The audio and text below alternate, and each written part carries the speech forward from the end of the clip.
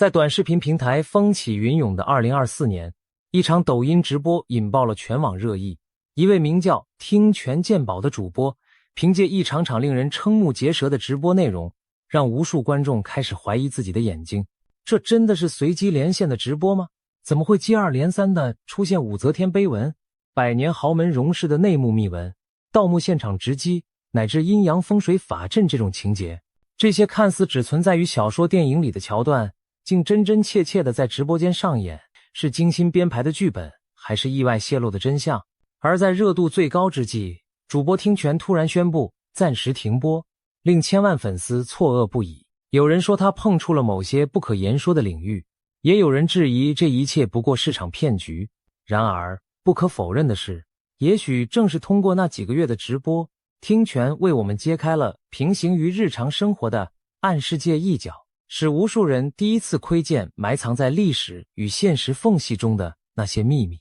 短短1年时间，听泉鉴宝从籍籍无名变成抖音上粉丝过千万的超级网红。他的直播间每晚9点半准时开播，吸引了10万计的观众同时在线观看，成为无数网友睡前必备的电子榨菜，既下饭又上头的精神佐餐。可谁能想到，一开始的听泉只是个在2023年春天刚开设账号的小主播，最早不过拿手机记录自己收购古钱币的日常过程。然而命运的转折往往在不经意间降临，一场机缘巧合的连线让他与一只网红猫咪新鲜哥隔空相遇。这只猫咪脾性古怪，只肯吃主人用玩具吊在半空中晃动后掉落的猫粮，而它咕噜着结实的模样，居然神似端坐镜头前的听泉本人。人猫神同步的滑稽画面瞬间戳中了观众笑点，直播间人气一路飙升，听泉就此意外出圈。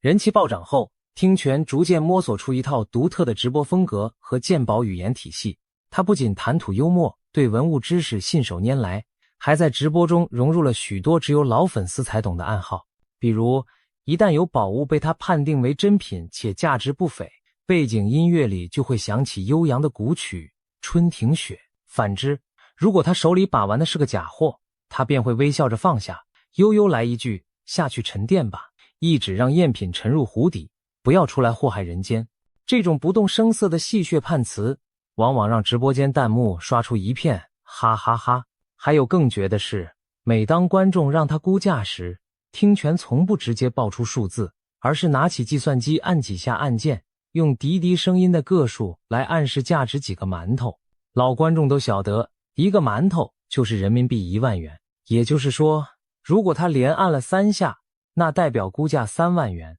这一套自创的黑话，既增加了节目效果，又在主播与观众之间营造出某种心照不宣的默契氛围。渐渐的，听泉鉴宝直播间仿佛有了自己的小型文化圈子，懂行的为他的专业点赞，不懂行的也被逗得乐不可支。然而，就在大家以为这只是一档轻松娱乐的网络鉴宝节目时，直播间的画风却发生了戏剧性的转变。一连串意想不到的连线嘉宾闯入，将明与暗两个世界的界限在此模糊。某晚，听泉连线到一位眉目清秀的年轻小伙子，这位小伙手里捧着一件青铜酒器，一脸得意洋洋地亮出宝贝，问道：老师，您给看看，这玩意儿值钱不？听泉定睛一瞧，顿时神情凝重起来。只见那青铜器通体暗褐，边缘却隐隐有些新鲜的红色斑痕。他试探地问：年轻人，这东西你是从哪里得到的？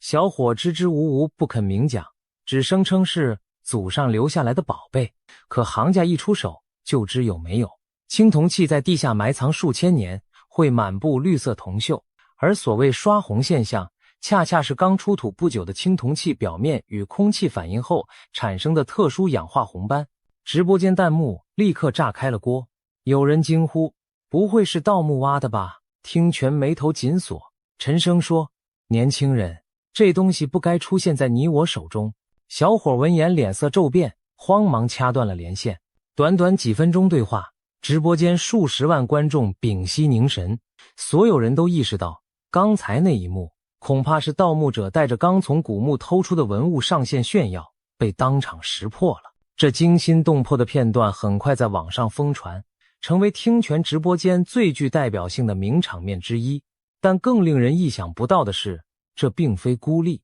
此后，听泉直播连线中又接二连三地出现了好几次令人瞠目结舌的盗墓现场。一次，有人顶着幽暗的手电筒光连线进入直播，背后竟是一片黑漆漆的荒郊野外。只见地上赫然暴露着一个尚未填埋的盗洞，他兴奋地给大家示范如何使用一把长长的洛阳铲来探测地下墓葬的结构。还有一次，一个醉醺醺的大汉摇摇晃晃地连线上麦，嘴里吹嘘自己如何在白帝城考古中捞到几件青铜宝贝，满不在乎地亮出一把泛着青黑色铜光的古剑和一枚锐利的戈刃，那可是实打实的战国时期兵器。弹幕彻底疯了，不少网友在弹幕惊呼，这也敢拿出来？还有人调侃，这不就是现场版《盗墓笔记》吗？更有观众直喊，赶紧报警啊！每当这种时刻，听泉往往脸色严厉，当场呵斥对方不要再铤而走险，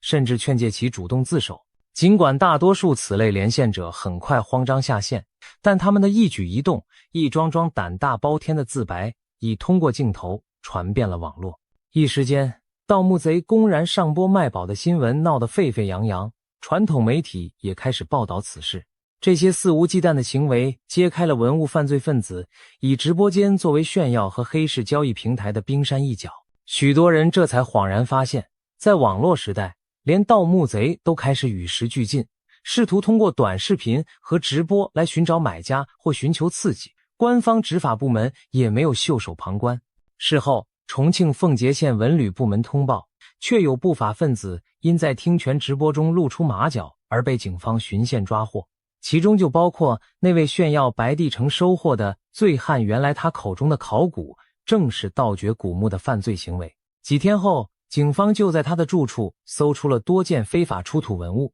听泉的直播阴差阳错地成了打击文物犯罪的线上前哨。有网友戏称，听泉这下半截身子已踏进了鬼吹灯，上半截还留在今日说法。这句戏言把荒诞离奇的直播与现实社会联系在一起，令人苦笑。要知道，鬼吹灯是著名盗墓小说系列，而今日说法是严肃法制节目。调侃过后，不禁让人深思，怎会到了今天，盗墓和古玩走私这些隐秘勾当竟然大摇大摆地曝光在公众视野之中？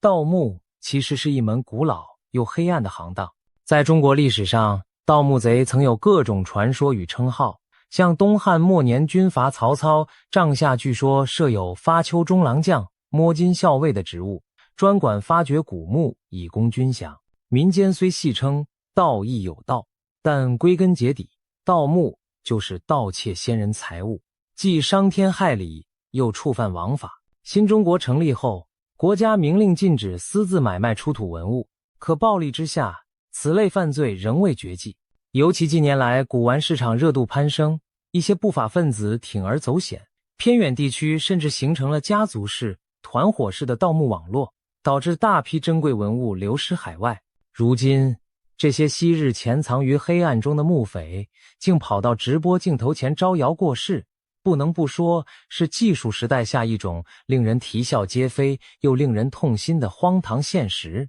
但听泉直播间带给观众的，并不全是令人痛恨的文物犯罪，让人感慨万千的，还有那些隐身于历史阴影中的文物守护者。一次，一位镜头前只露出半张侧脸的老先生连线上来，双手捧出一尊高达 1.6 米的巨大佛手，佛像残缺的颈部和精美绝伦的面容一同映入镜头，整个直播间顿时惊呼声一片。专家型观众立刻认出，这尊佛头的造型风格属于南北朝时期，距今已有1400多年历史，而且如此巨大的尺寸极为罕见。听泉也看得目瞪口呆，忍不住追问佛手的来历。老先生却轻轻叹了口气，只说先人留下来的，一直供奉着。观众们经过人肉搜索和热烈讨论，渐渐拼凑出一个感人的推论。在上世纪20-30年代军阀混战、日本入侵的动荡岁月，为了保护寺庙的国宝不被毁坏或盗走，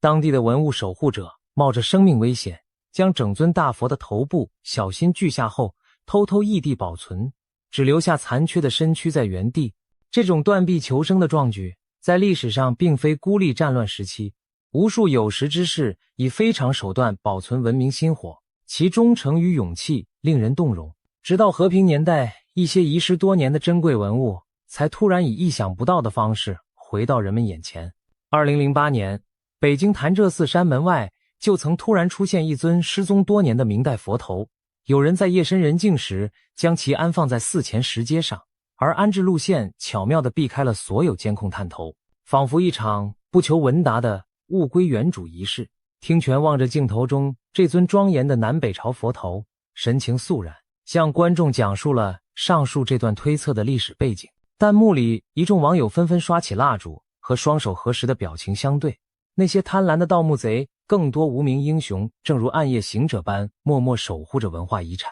听泉直播间犹如一面镜子，映照出文明传承路上明暗两道的殊死较量。一边是利欲熏心的盗掘者，将祖先遗产当作牟利工具；另一边是甘愿隐姓埋名也要守护历史的凡人义士。事实上，类似为保护文物而先下手为强的事迹，在中国近代并不少见。每逢战乱，总有一些有识之士、僧人或民间藏家冒险转移文物。他们明知这么做可能被误解，甚至搭上性命，却仍然选择以非常手段保存文明的火种。也正因为有了他们，许多原本应该在浩劫中毁灭的珍宝才能辗转留存，重见天日。例如1930年代，山西等地的一些士绅就曾秘密运走重要的碑帖拓片和佛像部件，防止其被战火毁坏。再比如，近年来海外的文物拍卖市场上时有中国流失国宝的踪影，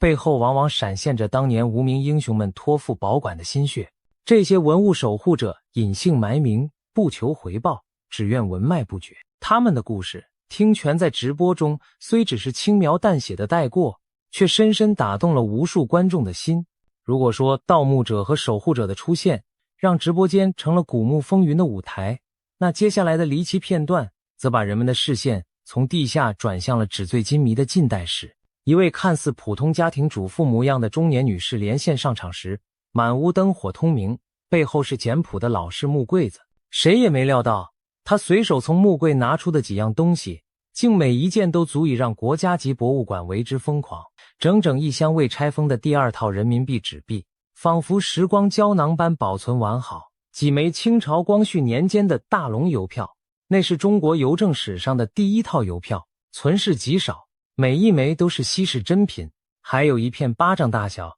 略显残缺的宋代交子纸币残片。众所周知，交子是世界上最早的纸币之一，如此实物残片极为罕见，其出现甚至可能改写教科书上对宋代货币的某些定论。听泉目不暇给地看着这些宝物，一时间惊得说不出话，弹幕也刷满了。这真是民间大神。面对听泉的连连追问，女士只是淡淡一笑，家里老人留下来的，自己也不太懂，就是一直收着。不过眼尖的观众发现，她取出宝物时露出的一角棕色皮箱上隐约可见 Wrong 字样的烙印。Wrong， 难道是荣氏家族一时激起千层浪？荣氏家族这个名字对许多年轻观众也许有些陌生，但在中国近代史上可是如雷贯耳。那是从清末崛起的一个传奇商贾世家，创始人荣德生、荣宗敬兄弟白手起家，从苏州小铁匠铺做到棉纺和面粉、实业双霸主，被誉为财富神话。新中国成立后，荣氏后人依然在工商界举足轻重，被称作共和国的原始股。这位女士展示的惊人藏品，很可能正是这个家族在乱世中收藏并传承下来的部分珍宝。想到这里，听泉不禁感慨，难怪这么齐全又保存得这么好，非一般人力可为。弹幕也有人附和，人家祖上积淀深厚，换我们哪有机会见到真货。更有观众感叹，这才是真实版的国家宝藏啊。提起荣氏家族，他的传奇远不止发财致富那么简单。这个家族对中国的金融业和文化界都有过深远影响，他们创办的企业曾撑起民族工业的半壁江山。家族成员中亦不乏热心收藏文物的人士。据说荣氏后代中有人自民国年间便酷爱搜集邮票，古钞票等珍品。建国后，他们又设法以隐秘方式保全家族珍藏。此次这位女士亮出的大龙邮票和宋代交子残片，极可能正是靠着荣家当年的庇护，才得以幸存于世。通过直播，仅仅一页残破的纸币碎片，就能改写课本上的史实论述，让观众们真切感受到民间藏家的力量与底蕴。许多人这才意识到，在历史洪流中，一些有财力、有责任感的大家族往往扮演着文化守门人的角色，他们守护的不只是自家的传家宝，更是整个民族的记忆。正当观众们还沉浸在荣氏藏宝的震撼中，听泉直播间又迎来了一桩扑朔迷离的灵异事件。这一次连线上来的是3个刚大学毕业不久的年轻人，神色看起来都有些紧张不安。原来他们合租了一套城中的老房子，搬进去后总觉怪事连连，半夜常听到奇怪的敲击声，屋内温度阴冷异常。他们无意间在阁楼角落发现了一柄生锈的八卦剑和几块刻有符号的石头，墙角还贴着几张发黄的符咒，而且全都倒着贴。3人越想越害怕，于是抱着试试看的心态在听泉直播间连线求助。听泉一听就来了兴趣，让他们逐一把现场发现的可疑物件展示清楚。当八卦剑、泰山石、倒悬的符纸一件件呈现在镜头前时，直播间顿时一片哗然。熟悉风水学的网友已经看出端倪，这3样看似杂乱无章的东西隐隐构成了一个精巧的五行法阵。八卦剑属金，泰山石阵宅属土，符咒以朱砂书写属火，再结合屋内其他布局，很可能还隐藏着木与水的象征物。这简直就是小说里驱邪镇煞的阵法，活生生出现在现实出租屋中。听泉脸色也凝重起来，叮嘱几位年轻人近期千万不要再入住此宅，必要时务必请专业人士勘察。弹幕上也是一片惊诧与疑惑，有人问这房子闹鬼吗？也有人吐槽房东难道是道士不成？还有网友感慨细思极恐。更令人毛骨悚然的是，有热心网友根据他们提供的小区名称和房屋格局进行了搜索，竟然发现这套房子多年前曾发生过一桩骇人听闻的凶案。据当时新闻报道，房东一家在此离奇身亡，死因诡谲难解，有传言说是触犯了什么风水大忌。如今再看这满屋子的法阵布置，莫非是在那场命案之后，有高人为镇压汹涌的阴煞之气而布下的阴阳阵？难怪年轻房客们一住进去就觉得不对劲，很可能他们无意中破坏了阵法的某个环节，引得旧事重演。这些推测在直播间里传得神乎其神，虽无法立即考证真假，却已经令众人背脊发凉。有人弹幕感叹，听泉这简直在做走进科学直播版，白天见宝，晚上捉鬼，活久见。一时间，传统风水文化与现代都市生活在直播间诡异交织，让人不禁思考，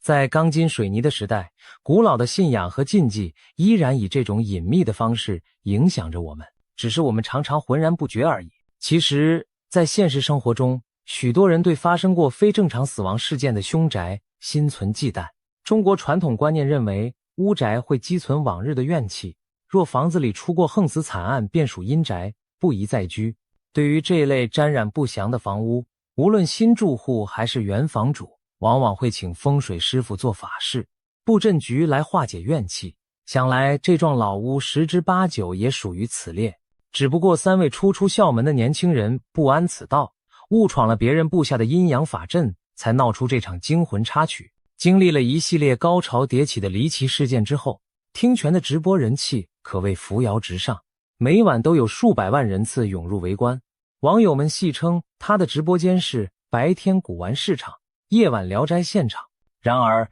就在所有人都等着看他下一次还能揭露出什么惊天秘闻时，故事却迎来了一个意外的转折。2024年10月初的一天，听泉像往常一样开播，却神情凝重地告诉大家，最近身体有点扛不住了，决定暂时停播休息一段时间。话音未落，便匆匆下线。此言一出，直播间观众几乎不敢相信自己的耳朵如此火爆，进行中的直播说停就停，许多人还以为他在开玩笑，直到当晚话题听权鉴宝宣布暂停直播，登上微博热搜第1名，大家才意识到事情不妙。种种猜测在网络上疯传，有人怀疑他被有关部门约谈，毕竟直播间里牵扯到了盗墓、走私等敏感事件。也有人认为平台出于风险考量，要求他暂避风头。还有阴谋论者则说，他是得罪了某些古玩业大佬，被施压封杀了。甚至有人戏谑，听权该不会是打开了地狱之门，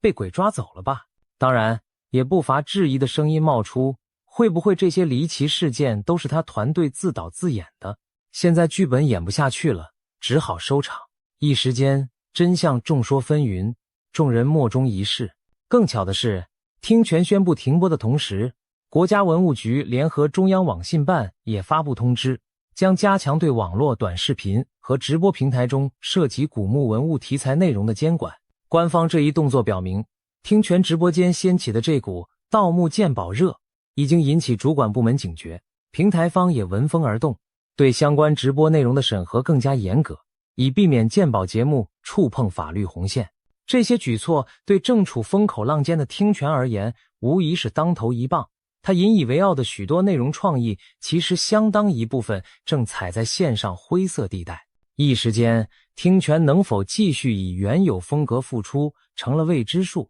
随着听权停播消息的发酵，他过去直播中的几段敏感片段也被重新翻出，反复解读。其中最引人注意的，莫过于他与某权威拍卖行的一次正面交锋。在一次连线中，一位藏家拿出一只精美的清代粉彩瓷瓶请他鉴定，还自信满满地表示这件瓷器曾在嘉德等大型拍卖会上亮相，附有专家的鉴定证书。岂料听权看罢，却委婉指出瓶身某处纹饰有疑点，怀疑它其实是件高仿品。此话一出，对方脸色铁青，立刻关闭了连线。据传这事惊动了拍卖行方面，他们随即出面澄清该瓷瓶绝对是真品无误，并对网红主播在无资质的情况下妄议文物真伪表达不满。还有消息说，另有一件曾在听权直播中被他判为赝品的古董玉器，其实是某资本大佬花重金购得之物。听权这么一鉴定，等于是当众打了权贵们的脸面，可想而知，他因此暗中树立了不少看不见的对头。此外，更深层次的利益纠葛也浮出水面。听权多次在直播里揭露一些古董局中局的骗局。所谓古董天局，指的就是有人伪造出惊世奇珍，通过贿赂鉴定专家等手段获得虚假证书，从而用假古董去骗取银行贷款或投资的高级骗局。历史上著名的金缕玉衣骗贷案就是如此。2008年前后，一伙不法分子制作了假冒汉代的金缕玉衣，买通所谓权威专家开出假鉴定，将玉衣吹嘘成无价国宝，然后抵押给银行贷款上亿，最后卷款而逃，留给银行和文物部门一地鸡毛。听权在直播中曾多次痛斥类似行径，甚至当场拆穿过几位试图拿赝品钻空子的连线者。他这种打假举动虽赢得观众叫好，却难免令某些见不得光的利益集团心惊肉跳。或许正因如此，当他的直播间人气扶摇直上时，一些冷箭也开始悄悄射向他本人。果不其然，在停播消息传出的同时，有关听权的一系列负面传闻铺天盖地而来。首先是所谓睡粉，谣言网上突然出现帖子爆料，影射听权私生活不检点，与多位女粉丝或女助手有不正当关系，甚至暗示有人因此被他潜规则上位。虽无任何实锤证据，但这类八卦内容最容易引发围观，瞬间就成了茶余饭后的谈资。紧接着，又有自媒体开始质疑他的学历背景。此前，听权给人的印象是学识渊博又年轻帅气，不少人以为他是科班出身的考古专业高材生，网上甚至传闻他是北京大学考古硕士。然而，经媒体查证，他的学历资料相当神秘，不仅无从证明北大毕业，反而有人挖出他早年就读于某艺术设计院校，和考古毫不相干。一时间，听权学历造假也登上了热搜榜。面对舆论压力，听权方面一度保持沉默，甚至将抖音账号个人资料中的毕业院校改成了戏谑意味的女子中学，性别也暂时改为女。此举让人一头雾水，有人说这是他无奈的自嘲，以退为进，也有人担心他的精神状态出了问题。总之，短短几天内，听泉从大快人心的打假英雄变成了一个充满争议的网红，粉丝不胜唏嘘，难道嫉妒他的人这么多吗？非要把人往死里黑。也有路人感到上当，本以为他背景高大上，结果也是包装出来的人设。支持和质疑的声音交织在一起，听泉鉴宝这个名字几乎每天都盘桓在热搜榜和话题榜上，仿佛又一次连接起明处的大众狂欢与暗中的舆论漩涡。在沉寂了一段时间后，10月中旬，听泉终于重新出现在大家视野中。不过他回来时已经悄悄改了名字，原本的听泉鉴宝更名为相对温和的听泉赏宝。字面上一个鉴一个赏，看似仅一字之差，意味却大不相同。前者强调鉴定评判，后者则侧重欣赏分享。或许经历这场风波后，他有意淡化自己判官般的权威形象，以免再踏入是非之地。复播当晚，数百万老粉丝涌入直播间，弹幕刷屏欢呼，泉哥终于回来了。画面中可以看到听泉略显憔悴，但强打起精神向大家问好。他直言这段时间身心俱疲，需要好好休养调整，并澄清了一些网传的谣言误解。然而昔日那个谈笑风生、无所顾忌爆猛料的听泉似乎没有完全回来。有人发现他开始刻意回避某些敏感话题，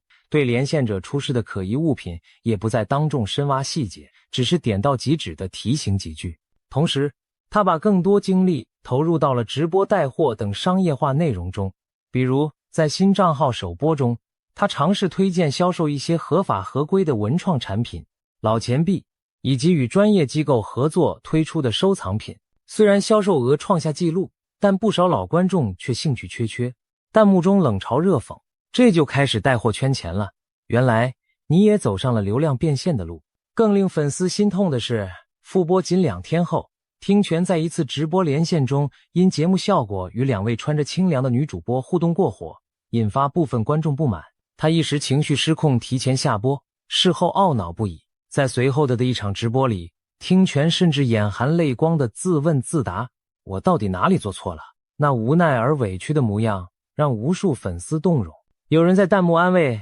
泉哥你没错，我们等你东山再起。但也有人惋惜，他是真的怕了，以后再也看不到揭黑爆料了。事实上，经此一役，听泉直播间里那些亦真亦幻的暗世界故事确实不再出现了，取而代之的是相对安全温和的内容，偶尔也有鉴宝连线，但多半围绕价值不高的普通藏品，点到即止，再没有先前那种悬疑探秘般的刺激。听泉现象的昙花一现，留给人们无尽的回味与思考。在那几个月里，我们究竟见证了什么？是主播团队精心策划的一场以猎奇吸睛为目的真人秀，还是一系列误打误撞揭开的社会隐秘？支持剧本一说的人认为，如此多离奇人物和事件接连凑到同一个直播间，实在太巧合，背后如果没有策划，几乎不可能。比如那位戴佛头的老先生，藏针无数的女士，乃至几个盗墓贼，会不会其实都是演员或托呢？再按照导演安排好的情节走过场，甚至所谓警方介入、文物追回的新闻，也是为了给直播增加真实度的人为包装。毕竟在流量至上的时代，一夜爆红往往离不开精心营造的话题和噱头，况且互联网上也不乏前车之鉴一些网红，后来被曝光直播内容是提前设计排演的骗局，令粉丝大失所望。然而也有不少人坚信，听泉所展现的正是潜伏于现实中的冰山一角，这场直播的离奇是现实的离奇，而非导演剧本。试想，一些事件却有官方通报证实，例如盗墓分子被抓，涉事文物进入调查程序，这种结果可不是演戏就能随便做出的。而那些极具历史纵深感的情节，如荣氏家族藏宝、武则天碑文暗拍等，也都有迹可循，坊间早有相关传闻。或许正因为听泉直播无意间揭开了太多黑幕，触痛了太多既得利益者，最终才招致各方压力，使他不得不晋升退避。无论剧本也好，真相也罢，听泉鉴宝事件带给我们最真实的冲击在于，原来在浮华热闹的社交媒体背后，真的存在那样一个晦暗幽深的世界，一头连着古老的历史遗存和传说秘闻，一头牵动着当代的贪婪欲望和违法勾当。平日里我们看直播，无非为了消磨时光，图个乐子，却没想到亲眼目睹了一场场法治与罪恶、传承与悼悔、人性善恶交锋的现实剧。那种震撼，或许正是听权爆红的深层原因。它打开了一扇窗户，让寻常百姓也得以窥见平行世界中的惊涛骇浪。而这扇窗很快又被悄然关上，留下无数猜测与遗憾。有人说，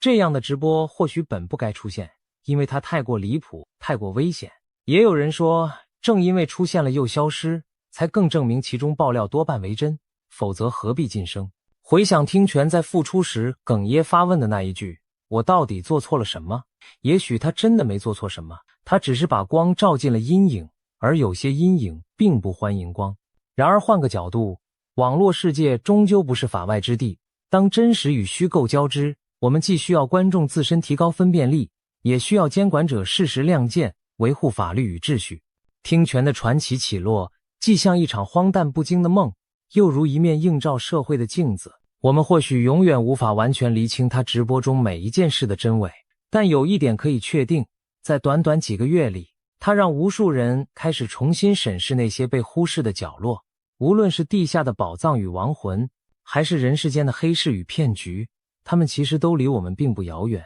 当娱乐直播意外变成纪实调查，我们惊讶地发现，现实往往比小说更加离奇。也许多年以后再回顾此事，还会有人感叹，在2024年那场最火的抖音直播里，听权到底是演了一出精妙绝伦的大戏，还是真实地揭开了暗世界的一角？这个答案恐怕永远都会众说纷纭，但是可以肯定的是，那些夜晚我们所经历的震撼与思索，将长久地留存在我们对这个世界的认知里，再也无法抹去。